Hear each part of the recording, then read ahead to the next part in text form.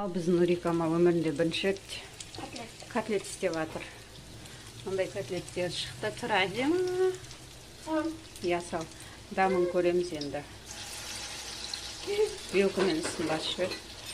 Мына жақта пюре қайнап жатыр. Я. Даусым бүтін кетті. Бірінші рет котлет істеп жатқасын кішкене паника болып жатыр.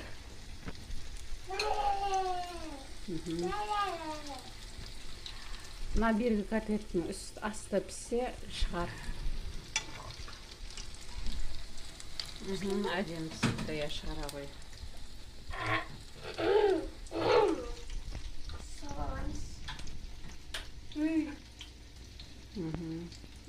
Ол котлет әр жыл іштік қой, асты әлі піскен жоқ.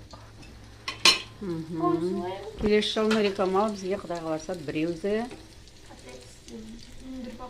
бифштек істеп